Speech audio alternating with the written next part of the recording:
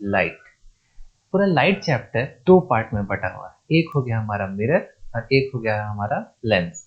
ये दोनों में काफ़ी सिमिलैरिटीज है, हम लोग को देखना है कैसे रे डायग्राम्स बनते हैं, कैसे उसका न्यूमेरिकल सॉल्व किया जाता है। एक एडिशनल दो और टॉपिक मिलेगी हमें, पावर ऑफ लेंस और रिफ्रैक्टिव इंडेक्स। चलिए let's get started.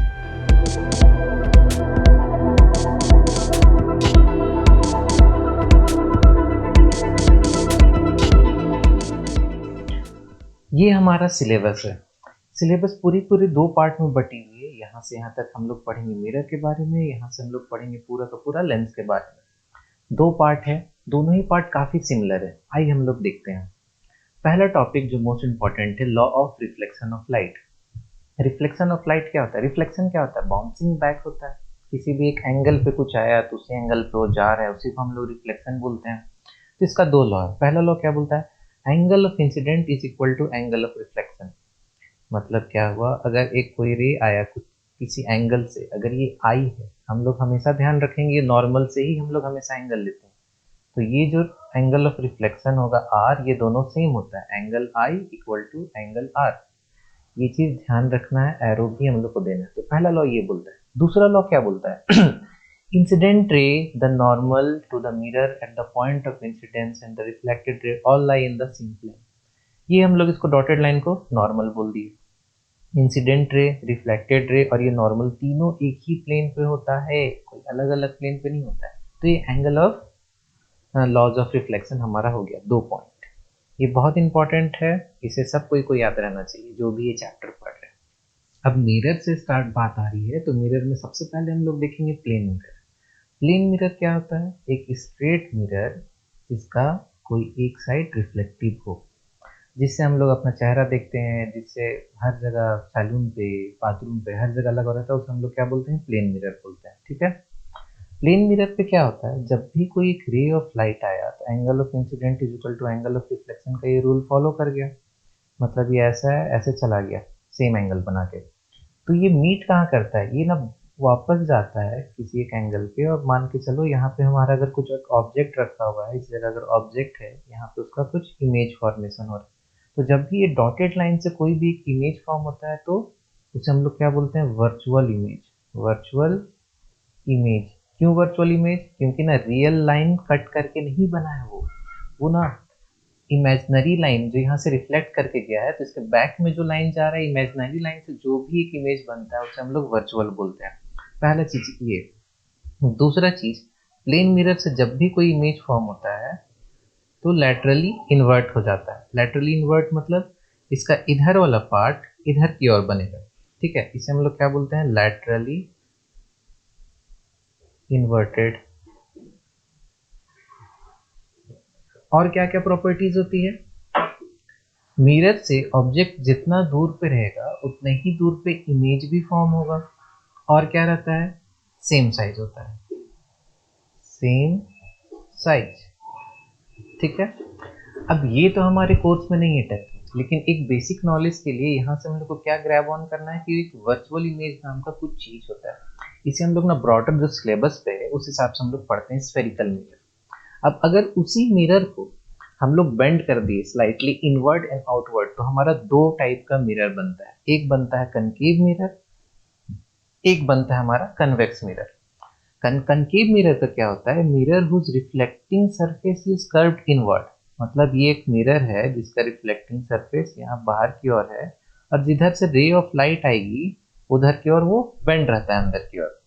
Same convex mirror का उसका जस्ट उल्टा।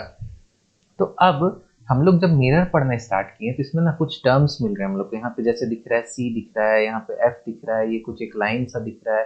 तो ये सब पहले होता क्या है ये हम लोग समझ पाएंगे ना, तो आगे इसका फॉर्मेशन समझ पाएंगे। ठीक है। डेफिनेशन वगैरह बेसिकली नहीं पूछा जाता है एग्जामिनेशन पे, तो आइए हम लोग देखते हैं इसका फॉर्मेशन कैसे होता है। कोई भी मिरर एक ना बॉल टाइप का, पूरा जैसे प्लास्टिक का बॉल हम लोग बचपन में खेलते थे उस टाइप का बॉल से एक बना रहता है। बॉल क्या रहता है? ग्लास का। अब जैसे इस डायग्राम पे हम लोग ध्यान से देखते हैं, अगर ये ग्लास का बॉल है, हम इसको ना एक पार्ट यहाँ से काट दिए, एक पार्ट हम लोग इसको यहाँ से ऐसे काट दिए। काटने के बाद अगर हम लोग इसको अंदर से एक सिल्वर कलर का पूरा कोटिंग चढ़ा दे। सिल्वर क्यों?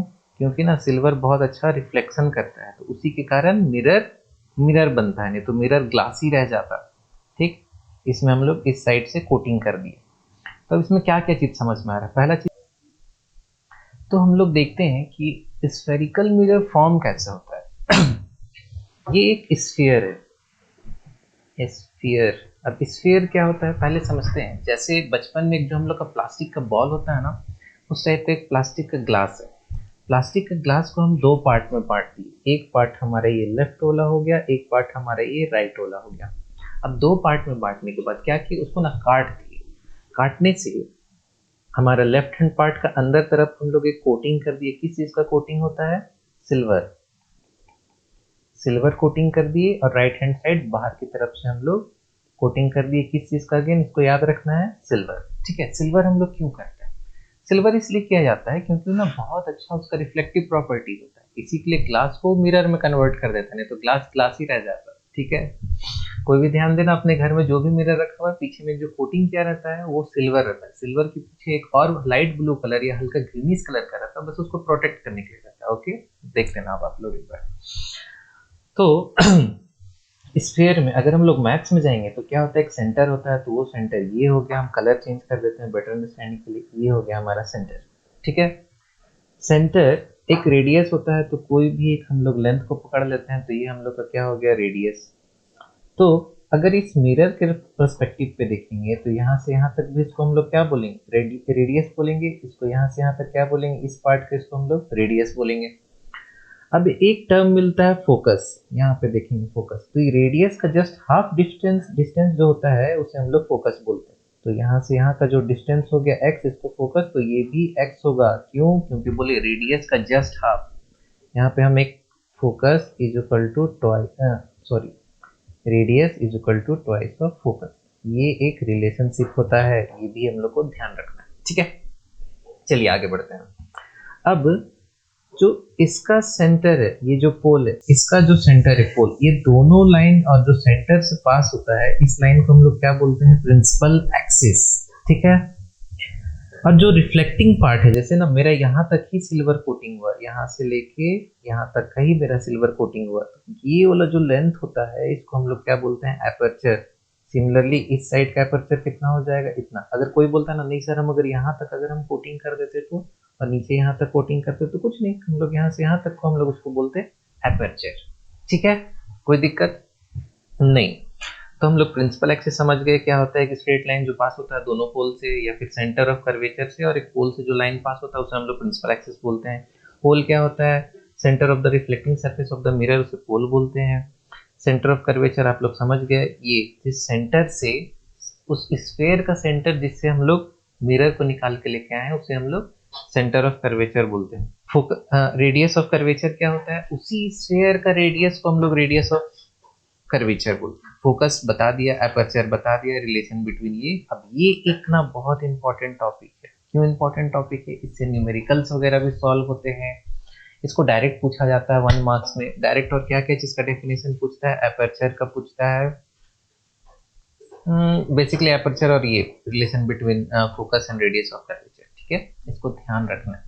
अब जैसे कि हम लोग को समझ में आ गया कि मिरर कैसे फॉर्म होता है, एक ग्लास को लेके सिल्वर कलर से पेंट कर दिया जाता है, इनवर्ड बेंड या आउटवर्ड बेंड, तो उसे कनकेव कन्वेक्स अकॉर्डिंगली। लेकिन इमेज फॉर्मेशन कैसे होता है, आइए देखते हैं इमेज फॉर्मेशन। एक्चुअल में 4 रूल है इमेज फॉर्मेशन का। 4 रूल हम लोग जाएंगे, लेकिन कभी भी कोई भी एक इमेज जब बनाना होता है ना, तो बस 2 रूल को हम लोग को लेके चलना होता है। उसमें से ये रूल तो एकदम प्रोमिनेंट है।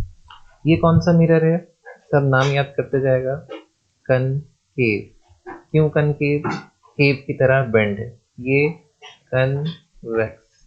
ठीक, ये 2 प्रकार का मिरर है। अब इसे हम लोग क्या बोले थे, प्रिंसिपल एक्सिस। तो ray of light coming parallel to principal axis always passes from focus. ठीक है, जो भी प्रिंसिपल एक्सिस पे आएगा वो रिफ्लेक्शन के बाद फोकस से पार होगा। Similarly ray of light coming parallel to principal axis will pass from focus। आप लोग बोलो नहीं सर यहाँ तो फोकस से पार नहीं हुआ, ये एक्चुअल में कभी नहीं मिलेगा दोस्तों। तो इसी के लिए क्या करते हैं, इसका ना एक इंटरनल हाइपोथेटिकल हम लोग रिफ्लेक्शन दे लेते हैं कि अंदर की ओर आया, और जब भी डॉटेड लाइन बनता है उसको हम लोग क्या बोलते हैं, वर्चुअल ही इमेज फॉर्म करेगा। तो अभी तो इमेज फॉर्म नहीं कर रहा है, अभी तो बस बता रहे कि अच्छा डॉटेड लाइन उधर गया। तो इस पे ये रूल होता है, इस पे ये रूल होता है। तो पहला ये दोनों को एक ही रूल बोले क्योंकि मिरर तो अलग अलग है ना। नेक्स्ट रूल, कोई भी रे ऑफ लाइट अगर फोकस से पार होगा तो वो प्रिंसिपल एक्सिस के पैरेलल हो जाएगा, जस्ट पहला का उल्टा। कोई भी रे ऑफ लाइट अगर फोकस से पार होगा तो वो रिफ्लेक्शन के बाद पैरेलल टू प्रिंसिपल एक्सिस हो जाएगा। तो ये डॉटेड लाइन को हम लोग एक्सटेंड कर दिए, ये फोकस तक पहुंच गया। ठीक है, ये दो रूल हम लोग देख लिए। ऊपर आप लोग देखो, नोट्स बनाना है तो आप लोग ना वीडियो पॉज कर करके नोट्स को आप लोग बना सकते हो कॉपी में, और जो एक बार में समझ पा रहे वेल एंड गुड, लेकिन अभी क्योंकि क्लास का स्टार्टिंग है तो आप लोग को नोट्स बना के रखना बेटर होगा एग्जाम में बेटर अंडरस्टैंडिंग के लिए। ठीक है, चलिए थर्ड रूल। अब कोई भी रे ऑफ लाइट अगर सेंटर ऑफ कर्वेचर से आ रहा है तो रिफ्लेक्शन के बाद सेंटर ऑफ कर्वेचर से ही जाएगा। कोई भी रे ऑफ लाइट अगर वर्चुअली सेंटर ऑफ कर्वेचर की तरफ जा रहा है तो रिफ्लेक्शन होके उसी से वापस जाएगा, तो डॉटेड लाइन यहाँ पहुंच जाएगा। अब एक क्वेश्चन दिमाग में आना चाहिए कि सर आप बार बार कन्वेक्स मिरर में डॉटेड लाइन ही बना रहे हैं तो क्या है। एक प्रॉपर्टी अभी से फ्रेंड्स आप समझ लो कि हमेशा वर्चुअल इमेज फॉर्म करता है, वर्चुअल इमेज। इसी पॉइंट पे बहुत सारे क्वेश्चन पूछ दिए जाएंगे आपको एग्जामिनेशन में। ठीक है, ये हमेशा name a mirror which always forms a virtual image, सीधा कन्वेक्स मिरर, बहुत बार पढ़ लिए। चलो चौथा पॉइंट।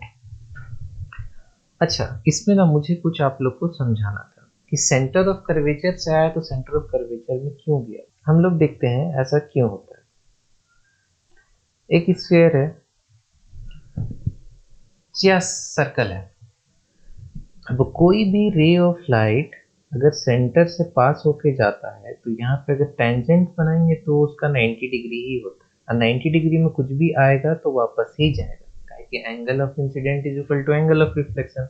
अब ये कहीं पे भी हो सकता है, अगर यहाँ से यहाँ पे आया तो यहाँ पे अगर हम लोग टेंजेंट बनाएंगे तो ये हमेशा 90 डिग्री रहता है। मैथ्स में आप लोग इसको पढ़ोगे, इसी के लिए कोई भी रे ऑफ लाइट सेंटर से आता है सेंटर से चला जाता है, इसका यही था।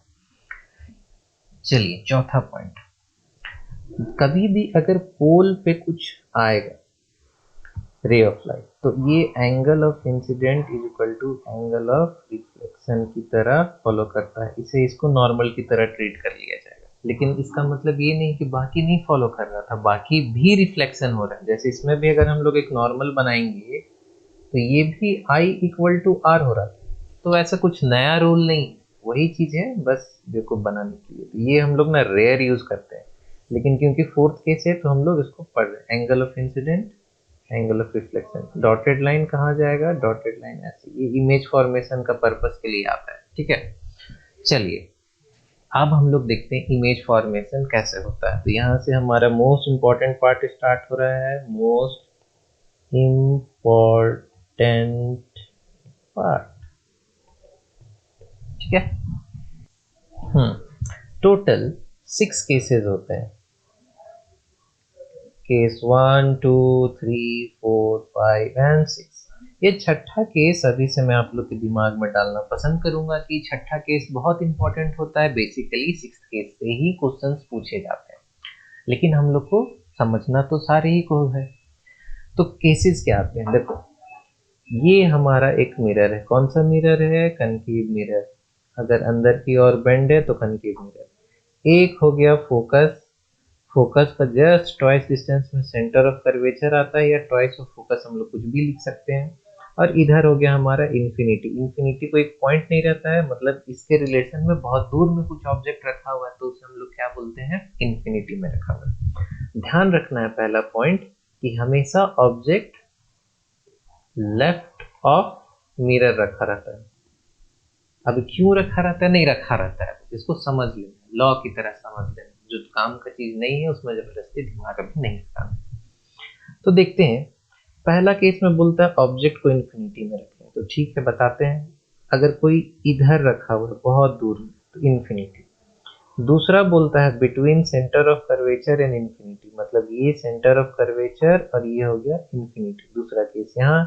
तीसरा case at centre of curvature, मतलब यहाँ रख दिया। उसी प्रकार चौथा इन दोनों के बीच में, फिर फोकस और पोल के बीच में। तो 1 2 3 4 5 6 6 केस बनता है, ठीक है। इसमें से ये वाला केस मोस्ट इंपॉर्टेंट है, ठीक है। आइए स्टार्ट करते हैं, ज़्यादा टाइम वेस्ट नहीं करना है।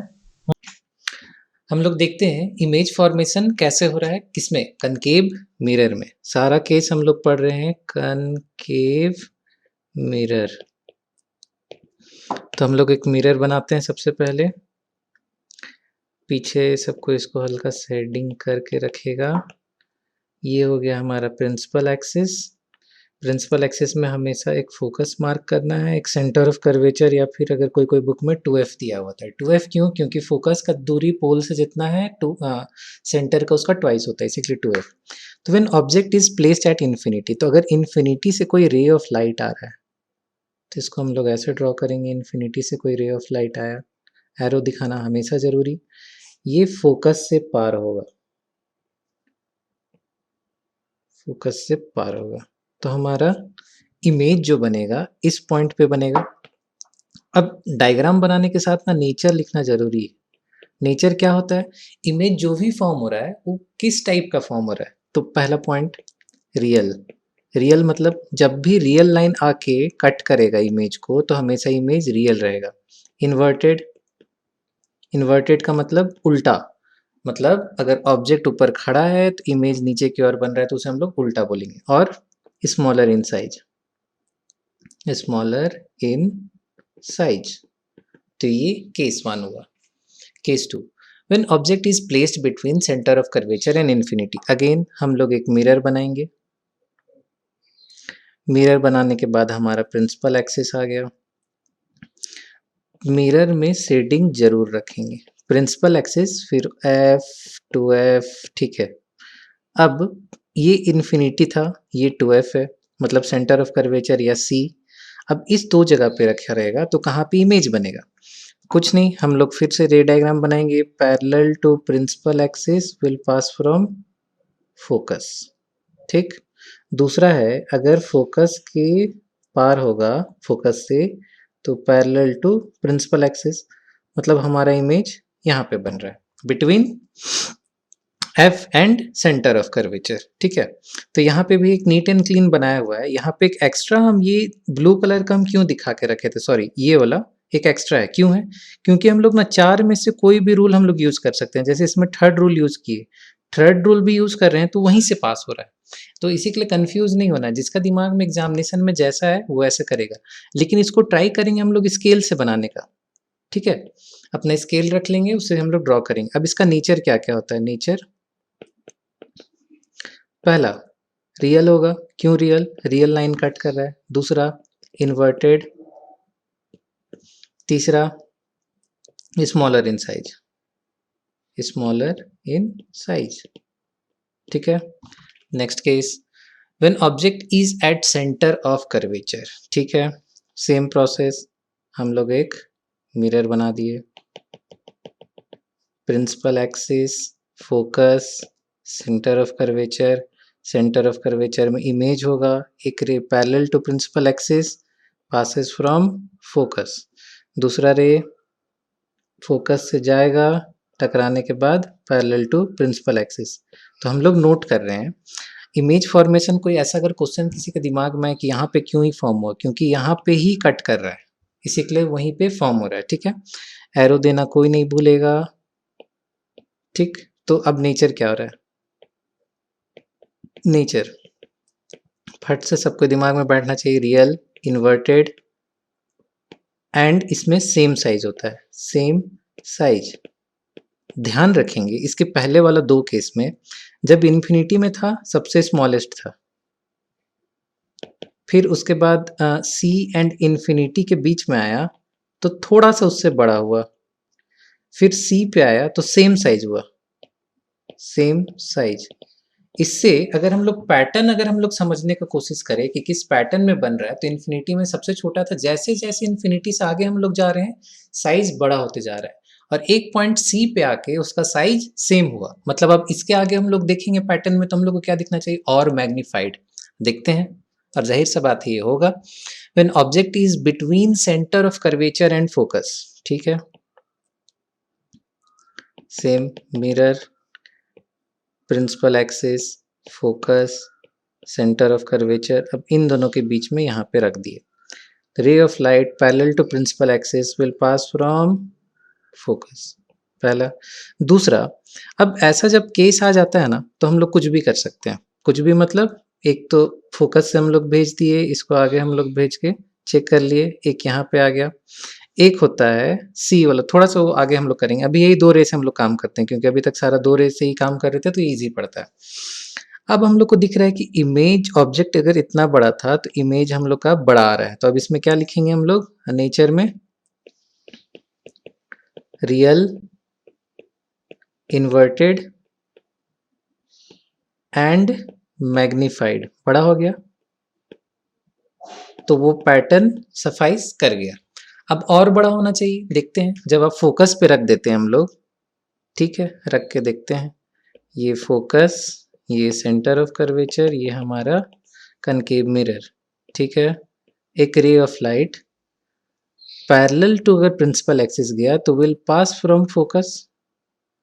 एक चीज ये, अब किसी किसी के दिमाग में आएगा इसमें ये फोकस एक्चुअल में यहाँ से पार होना था, तो इस पॉइंट को इंटरसेक्ट कर रहा है, तो हम लोग ना ये वाला को नहीं बना के, इसको अगर हम लोग नहीं बनाए तो हम लोग क्या बना सकते हैं, एक रे ऑफ लाइट, चौथा केस, पोल पे जाएगा तो उसी एंगल पे वापस जाएगा, और एक सी से कुछ आया तो सी से वापस जाएगा, अगर इससे गया तो इसी से वापस जाएगा। तो ये क्या दिख रहा है, टू इन्फिनिटी जा रहा है ये and lines are parallel, lines are parallel, तो ये तो कहीं मीट नहीं करने वाला है, इसी के लिए यहाँ पे ना टू इन्फिनिटी कर दिया जाता है, ठीक है। अब इसका नेचर क्या क्या हो जाएगा, एक तो रियल, लेकिन देखो दिमाग में ऐसा बन रहा है कि कभी टकराएगा नहीं, दो लाइन कभी नहीं टकरा रहे क्योंकि पैरेलल है, लेकिन मान के चलते हैं कि इन्फिनिटी में जाकर कहीं टच होगा, और इन्फिनिटी कभी आता नहीं। Real, inverted and highly magnified, highly magnified, ठीक। तो अभी तक वो सारा रूल फॉलो हुआ जो हम लोग देख रहे थे कि पहले इन्फिनिटी से आ रहा था तो छोटा से बड़ा होते गया, बड़ा होते गया, इन्फिनिटी में जब फोकस में हम लोग पहुंचे तो इन्फिनिटी में बना तो सबसे बड़ा हो गया, ठीक है। तो ये हुआ। अब छठा केस जो सबसे इंपॉर्टेंट केस, एग्जाम में सबसे ज्यादा यही पूछता है, क्यों पूछता है बताते हैं, एक्सेप्शन है। ये हो गया छठा केस का, फोकस, सेंटर ऑफ कर्वेचर, और ऑब्जेक्ट को फोकस और सेंटर ऑफ कर्वेचर के बीच में कहीं ऐसे रख दिया गया है। तो अब ये कैसे बनेगा इसका इमेज फॉर्मेशन, पोल से अगर हम लोग एक पुश करते हैं, पोल पे आया, पोल से angle of incident is equal to angle of reflection का लॉ लगा के चला गया। दूसरा हम लोग देखते हैं, अगर यहाँ से गया तो टकरा के वापस कहाँ से पार होता है, सी से, तो हम इसको सी से पार कर दिए, ऐसे आया अपना ऐसे चला गया। तो अब देख रहे हैं ये तो ना पैरेलल है ना कभी मीट करने वाला है, तो इसको हम लोग क्या करते हैं, डॉटेड लाइन से एक्सटेंड करते हैं, तो यहाँ पे हमारा एक डॉटेड लाइन वाला इमेज फॉर्मेशन हो जाएगा। अब इसका नेचर हम लोग क्या बोलेंगे, ये देखो पहले तो वर्चुअल है, अभी तक हम लोग क्या बोले थे, रियल, लेकिन वर्चुअल क्यों है, क्लास के स्टार्टिंग में भी बताया गया, जब भी डॉटेड लाइन से फॉर्म हो रहा है उसे वर्चुअल बोलेंगे। वर्चुअल का और क्या क्या प्रॉपर्टी था, cannot be obtained on the screen, cannot be obtained on the screen, ठीक। इसको भी एक्सप्लेन करेंगे। बाकी जितना भी पोजीशन था उसको हम लोग कहीं ना कहीं उतार सकते हैं एक स्क्रीन में, ठीक है, लेकिन इसको स्क्रीन में हम लोग प्रोजेक्ट नहीं कर सकते हैं, वो एक्सप्लेन करेंगे आपको आगे, जैसे हम लोग लेंस पढ़ना जाएंगे हम लोग एक्सप्लेन कर देंगे। वर्चुअल, मैग्नीफाइड, और क्या है इसमें, इरेक्ट। अभी तक हम लोग यहाँ पे इन्वर्टेड लिख रहे थे, मतलब उल्टा नीचे की ओर, अब ये ऊपर की ओर है, देखो यहाँ पे ऊपर की ओर बन रहा है, इसी के लिए इरेक्ट हो जाएगा, ठीक है। तो ये हुआ, ये सबसे इंपॉर्टेंट केस है, क्यों इंपॉर्टेंट है, क्योंकि देखो ये एक एक्सेप्शन हुआ, इसमें इस साइड जाके इमेज फॉर्मेशन हुआ, इसी के लिए ये इम्पॉर्टेंट है, ठीक है। अब ये सारे को एक बार ना हम लोग रिवाइज करते हैं। जैसे इन्फिनिटी में ऑब्जेक्ट रखा हुआ था तो हमारा फोकस में फॉर्म हुआ, जैसे इसको आगे बढ़ाए वैसे ही ये भी इधर बढ़ते गया, और बढ़ाए इधर गया और बढ़ाए। जैसे सी पे आए तो सी पे आएंगे तो हम लोग देखेंगे कि हमारा दोनों सेम पड़ गया था। क्या क्या चीज सेम पड़ा? ऑब्जेक्ट का हाइट और इमेज का हाइट सेम। अब जैसे इसको हम आगे बढ़ाए तो ये इधर बढ़ते गया, फोकस में जब गया तो इन्फिनिटी हो गया, ठीक है। और इसके आगे जब हम लोग बढ़ाएंगे तो ये इधर की ओर फॉर्म हो रहा था। इसको दिमाग में बैठा लेना है। इसका एक छोटा सा ओवरव्यू हम लोग देखते हैं, समझते हैं। जब इन्फिनिटी में था तो फोकस में फॉर्म हुआ छोटा सा, ठीक। जैसे हम लोग आगे बढ़े, अब आगे कहाँ पे बढ़े, अगर इसको हम लोग एक पॉइंट, पॉइंट कौन सा, अगर हम तीन चीजों को पॉइंट का नाम दे, जैसे फोकस एक पॉइंट है, सेंटर ऑफ कर्वेचर एक पॉइंट है, और इन्फिनिटी को मान के चलते हैं एक पॉइंट। जब भी पॉइंट में हम यहाँ पे लिखते भी जाते हैं, आप लोग को याद रखना चाहिए, when ever object is placed at a point, image will be formed on another point, another point। समझते हैं, इन्फिनिटी पे 1 रखा हुआ था तो फोकस पे ही, फोकस एक पॉइंट है, यहाँ पे फॉर्म हुआ, ठीक। अब जैसे इस पॉइंट को हम बोलेंगे बिटवीन है, क्योंकि ये एक पॉइंट और दो पॉइंट के बीच में, सिमिलरली ये वाला पोर्शन को हम बोलेंगे बिटवीन में। क्यों? क्योंकि सी एक पॉइंट था, एफ एक पॉइंट था, उसके बिटवीन में हो गया। तो जैसे जब भी कोई भी चीज बिटवीन में रखा रहेगा तो बिटवीन में ही फॉर्म होगा। तो जैसे टू केस हम देखते हैं, टू इन्फिनिटी और सी के बीच में था, तो इधर से ये आगे की ओर बढ़ा तो ये भी इधर से इधर की ओर, लेफ्ट की ओर बढ़ेगा। तो ये छोटा था, अब छोटा से थोड़ा सा बड़ा हो गया, ठीक। फिर एक पॉइंट में आया, थर्ड वाला केस, तो पॉइंट में आएगा, ये अगेन बड़ा होते गया, और ये सेम साइज होता है। ये थर्ड वाला केस सेम साइज है, ध्यान रखे, सेम साइज। अब फिर इससे आगे हम लोग जाएंगे बिटवीन में, फोर्थ वाले केस में, तो हम लोग को अगेन फोर्थ वाला केस मिल गया, अगेन थोड़ा सा बड़ा हो गया। फिर हम लोग फोकस पे रखेंगे तो इन्फिनिटी पे आ जाएगा। तो हम लोग को ध्यान देना है कि जब 1 पे था ऑब्जेक्ट तो 1 पे मतलब फोकस पे फॉर्म हुआ, जब फोकस पे आया तो वो इन्फिनिटी पे फॉर्म हो गया, ठीक है। बहुत ही रिलेटेड है। इन्फिनिटी में था तो फोकस में फॉर्म हो गया, जब ये फोकस में आया तो ये इन्फिनिटी में फॉर्म हो गया। जैसे इन्फिनिटी से फोकस की तरफ जा रहा था तो इमेज छोटा से बड़ा होते जा रहा था, इसको ध्यान देना है, ठीक है। तो छठा केस एक्सेप्शन क्यों आता है? क्योंकि ना ये इस लॉ को फॉलो नहीं कर रहा है। छठा केस में ऑब्जेक्ट तो हम लोग फोकस और पोल के बीच में रखते हैं, ये तो हमारा पोल हो गया। हमारा इमेज कहाँ फॉर्म हो रहा है? Behind the lens, behind, sorry behind the mirror, और ये क्या हो रहा है? वर्चुअल। इसी के लिए ये छठा वाला एक्सेप्शन केस है, ओके। तो हम लोग सारा केसेस देख लिए इमेज फॉर्मेशन बाय मिरर का। तो ये ना बहुत इंपॉर्टेंट, इसे ना बार बार वीडियो को रिपीट करके आप लोग देखते जाओ। इसे ना बनाना बहुत ही इंपॉर्टेंट क्यों है? क्योंकि सेम टू सेम हमारा जाएगा लेंस में। तो अगर यहाँ पे अगर आपका हाथ बैठ गया तो लेंस तो एकदम फ्री फोकट में आपका ऐसे यूं पार हो जाएगा, उसमें कोई मेहनत करने का जरूरत नहीं है। और क्वेश्चंस वगैरह डायरेक्ट पूछे जाते हैं कि ड्रॉ द रे डायग्राम, अब केसेस करके नहीं पूछेगा। ड्रॉ द रे diagram in which the only virtual image is formed by the mirror, कुछ इस टाइप का क्वेश्चन आएगा। तो छठा वाला केस दिमाग में रख लेना है। याद करना बहुत ही सिंपल है, बस थोड़ा ध्यान देना है। 2-3 बार आप वीडियो को रिपीट करके देखो, ठीक है। अब हम लोग उसका ना यूजेस देखते हैं कि ये कनकेव मिरर एक्चुअल में यूज कहाँ पे किया जाता है। तो ये कुछ कनकेव मिरर के यूजेस हैं। जैसे टॉर्च में अंदर हम लोग ध्यान देंगे तो इस टाइप का मिरर लगा हुआ है, ये हम लोग देख पा रहे होंगे। हमारा बल्ब यहाँ पे लगा दिया जाता है। अब जितना भी रे जाता है ना, इसमें रिफ्लेक्ट करके ऑलमोस्ट स्ट्रेट की तरह हो जाता है, ठीक है। तो कनकेव मिरर का यूज हुआ। सेम टाइप का यूज हम लोग का व्हीकल का हेडलाइट में हो गया, ये सोलर फर्नेंस में हो गया। इसमें इन्फिनिटी से रे आ रहा है, सारे को ये इन्फिनिटी से जब भी आता था तो उसको टकरा के कहाँ पे? फोकस पे फॉर्म कर देता था। फोकस में हम लोग को जो भी चीज़ रखना है वो चीज़ रखे उसको हीट करने के लिए। तो ये सोलर फर्नेंस हो गया। सेविंग मिरर, अब सेविंग मिरर में कहाँ पे काम आता है? अगर हम लोग फोकस एंड पोल के बीच में जब भी ऑब्जेक्ट रख रहे थे तो हम लोग को वर्चुअल दिख रहा था, इरेक्ट दिख रहा था। मतलब अगर ऑब्जेक्ट ऐसा था तो इमेज भी ऐसा दिख रहा है, इरेक्ट। तो हम लोग अगर अपना चेहरा को फोकस और पोल के बीच में रखेंगे तो हम लोग को अपना इनलार्ज्ड इमेज दिखेगा, इनलार्ज्ड इमेज। तो ये सेविंग में भी काम आता है। और यूज्ड बाय डेंटिस्ट, ये सेम अगेन हमको ना कुछ मैग्नीफाई करके देखना है तो फोकस एंड पोल के बीच में रखेंगे तो मैग्नीफाइड दिखेगा। ठीक है। अब कनकेव मिरर हो गया, अब हम लोग को ना कन्वेक्स मिरर पढ़ना होगा। कन्वेक्स मिरर में सिर्फ और सिर्फ दो केस होते हैं, और इसके कनकेव लेंस में, मतलब इसका लेंस का काउंटर पार्ट भी जाएंगे तो सिर्फ दो केस होता है। पहला केस कि ये इन्फिनिटी में रखा हुआ है, और दूसरा केस इन्फिनिटी और पोल के बीच में कहीं पे भी रख देंगे तो बस एक ही चीज बनेगा। ठीक है, समझते हैं। A ray of light going parallel to principal axis, अभी ये मान के चलो हमारा इन्फिनिटी पे है। ठीक है, तो ये फोकस में जाएगा, वर्चुअली फोकस में जाता है, तो यहाँ से टकराया ये डॉटेड लाइन हमारा फोकस पे आएगा, डॉटेड लाइन फोकस पे आएगा। यहाँ पे एक इमेज बन गया, ये देखो वर्चुअल क्यों डॉटेड लाइन से बना, इरेक्ट क्योंकि ये ऊपर की ओर बहुत छोटा सा बनेगा इसीलिए इरेक्ट, और हाईली डिमिनिश्ड हम लोग देख पा रहे हैं कि एकदम पॉइंट की तरह ये फॉर्म हो रहा है, तो एकदम बहुत छोटा। अब दूसरा case, a ray of light parallel to principal axis passes from focus, focus से हम लोग का पास हो गया।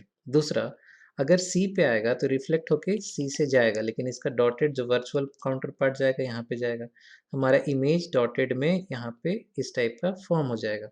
ये भी क्या है, इरेक्ट है।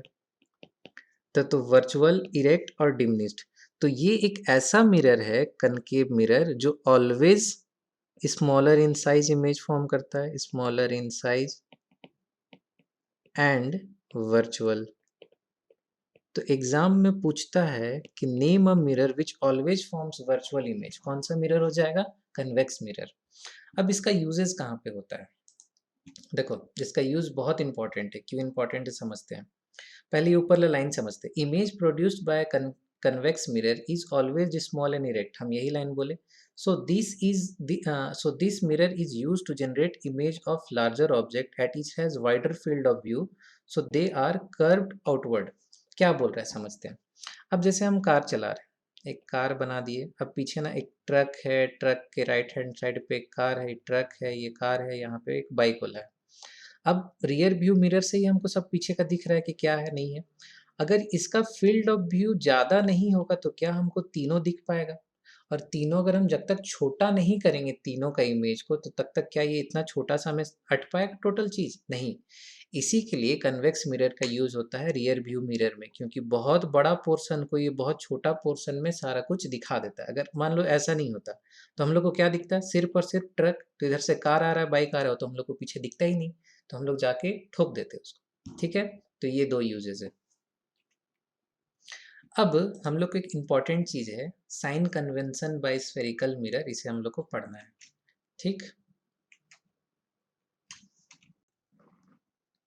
साइन कन्वेंशन में जाने से पहले एक छोटा सा चीज आप लोग को समझाना है। अगर हम लोग कोऑर्डिनेट देखते हैं तो ये positive X, X dash negative, ये positive Y, Y dash negative. कोई भी चीज़ हम लोग मेजर करते हैं तो ओरिजिन से करते हैं, ओरिजिन से हम लोग राइट हैंड साइड जाते हैं तो हम लोग इसको बोलते हैं पॉजिटिव, ओरिजिन से हम लोग लेफ्ट हैंड साइड जाते हैं तो इसको हम लोग बोलते हैं नेगेटिव, ओरिजिन से ऊपर जाते हैं तो इसको हम लोग बोलते हैं पॉजिटिव, और नीचे नेगेटिव। तो साइन कन्वेंशन एकदम इसको आप लोग ध्यान रखना, देखते हैं साइन कन्वेंशन कितना आसान है, आप लोग को तुरंत पता चल जाएगा।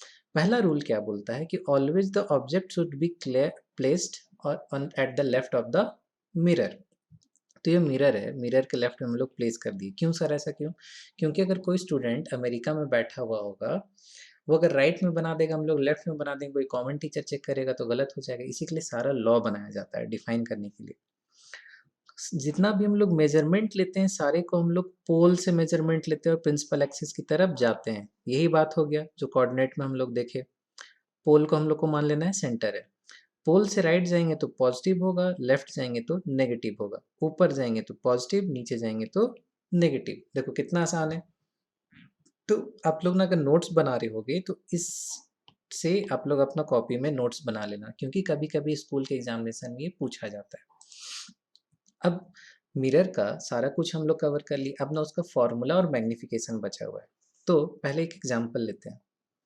अगर एक हम लोग रे डायग्राम बना रहे हैं सी वाले केस में, ये फोकस हो गया, ये सेंटर ऑफ कर्वेचर हो गया। अगर सेंटर ऑफ कर्वेचर में कोई ऑब्जेक्ट रखा हुआ है तो parallel to principal axis will pass from focus, यहाँ पे फॉर्म होना चाहिए, फोकस से पार होगा, पैरेलल टू प्रिंसिपल एक्सिस हो जाएगा। तो ये हो गया। अब जो ये दूरी है इसको हम लोग क्या बोलते हैं, ऑब्जेक्ट डिस्टेंस, ऑब्जेक्ट डिस्टेंस। और जो इमेज फॉर्म होता है उसका पोल से दूरी को क्या बोलते हैं, image distance, image distance. Focus तक का पोल से जो दूरी होता है इसको हम लोग क्या बोलते हैं, फोकल लेंथ। तो यूनिवर्सली ऑब्जेक्ट डिस्टेंस को u से डिनोट किया गया, इमेज डिस्टेंस को v से और फोकस को, फोकल लेंथ को f से। तो ऑब्जेक्ट डिस्टेंस, इमेज डिस्टेंस और फोकल लेंथ u, v और f, ठीक है। ये तीनों को मिला के एक रिलेशन बनाया गया, इस रिलेशन को हम लोग बोलते हैं मिरर फॉर्मूला, मिरर फॉर्मूला, ठीक है। क्या होता है, 1/v plus 1/u equal to 1/f। इसको याद रखने के लिए कुछ कुछ लोग यूज करते हैं वेरी अगली फेस, इससे हम लोग v निकाले, u निकाले, f निकाले, तो 1/v 1/u 1/f कर दिए, यहाँ प्लस यहाँ इक्वल टू। तो कुछ लोग ऐसे भी याद किए थे, मैंने देखा था, इसीलिए मैंने आपको बता दिया। अब एक मैग्निफिकेशन, एक टर्म, इसका मतलब क्या होता है, मैग्निफिकेशन मतलब कोई भी चीज को कोई कितना बड़ा कर रहा है। तो इसका सिंबल क्या होता है, m, m equal to height of image by height of object, एक तो हो सकता है, या फिर m equal to minus v by u. अब ये दोनों को भी हम लोग मिला के बुक में देखते हैं, दिखता है कभी कभी m equal to height of image by height of object या माइनस वी बाई यू। तो ये मैग्निफिकेशन का कुछ टर्म्स हो गया।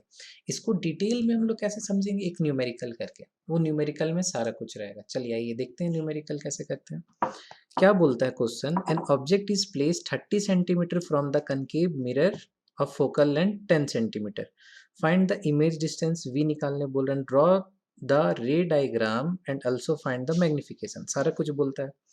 एक पार्ट डेडिकेट कर देते हैं रे डायग्राम के लिए, रे डायग्राम बनाते हैं। चलिए, ये कौन सा मिरर हो गया, बोला है कनकेव मिरर, तो कनकेव मिरर हम बना दिए।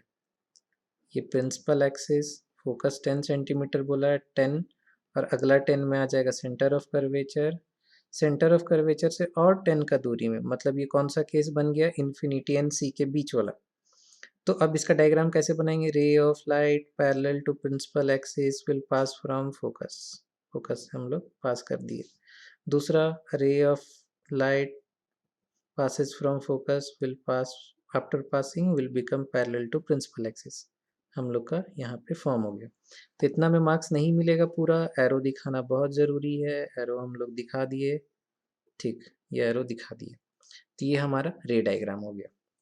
इसके बाद क्या बोल रहा है, v इमेज डिस्टेंस ये निकालने बोल रहे हैं हम लोग को, ये v क्वेश्चन मार्क।